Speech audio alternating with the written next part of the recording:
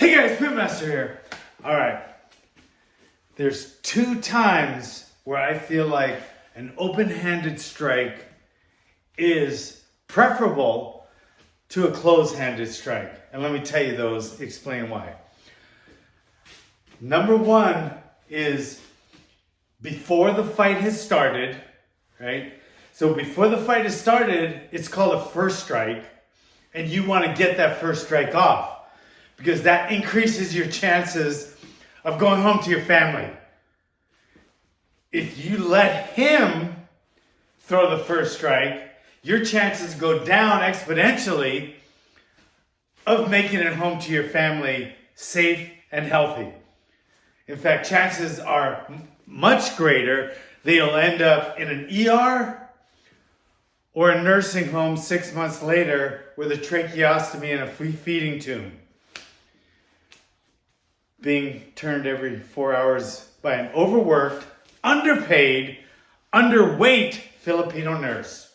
Okay? So, you want to get off the first strike. And some people say, well, then you're going to get in trouble. I would rather get in trouble than get into the morgue on my back. So that's what you have to consider. So, I went off on a tangent. Sorry, guys.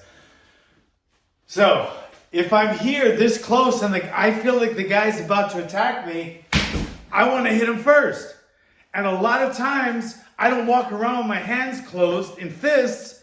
So this is my normal look, right? Open hands. That's what we usually do until the fight starts. So before the fight starts, our hands are open. I feel that's a better time to strike. And I'm striking with the heel of our hand, not with the palm, the heel. Basically the trapezium bone right around here. That's the hardest part of the fist to hit. And I'm swinging it as hard as I can, right? And I'm flexing it.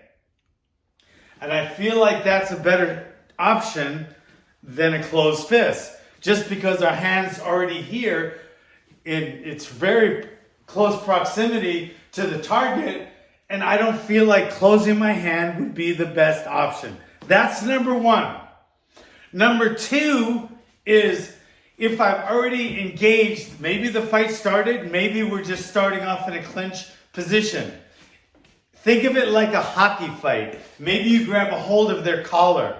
Maybe you got a hold of their head or some kind of collar tie or half of a tie clinch. So you have control of them so they can't move. Okay? So you can hit them like this, but I feel like with a preponderance of punches or strikes, it's safer to use the trapezium bone or the heel of the hand. So in this case, I feel like it's a better option to open the hand and just start slugging.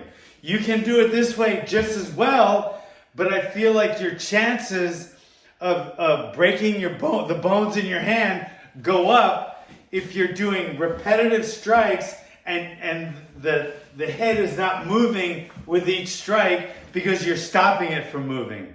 So it's more of a solid target that you're hitting against your hand. So I just feel like it's a better choice. Both could do some damage, but I feel this one does more damage to them, less damage to your hand. Okay? So, I hope you understand those. Number 1, close proximity before the fight starts, first strike scenario. Bang. Number 2, you're in close and you're holding the person. You're holding either their body somewhere or their clothes. And you're just going to do repetitive strikes. Okay? It's kind of like a machine gun. You're just going to go, bah, bah, bah, bah, bah. Kind of like think of a hockey fight. And they grab on first. Okay? If I don't grab on, as soon as I start hitting, they're going to move. I want to do as much damage as I can, because that's the bad guy, in as short a period as I can. And a great way to do that is to grab a hold of something and just start firing that strike as hard as you can, trying to stop the threat, or render your assailant or attacker or opponent unconscious. Woo! All right, guys. I hope you understand all that. If you got any questions, feel free to contact me. And as always, guys, I hope you stay safe, live clean, train hard, and don't let anyone take your lunch money, guys. Thanks for coming.